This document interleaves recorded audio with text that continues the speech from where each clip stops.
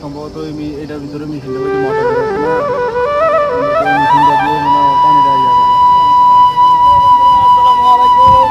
এই যে দেখুন আরেকটা জায়গায় আসছি, খুবই অসাধারণ জায়গাটা দেখুন আমার। এই যে খুবই চমৎকার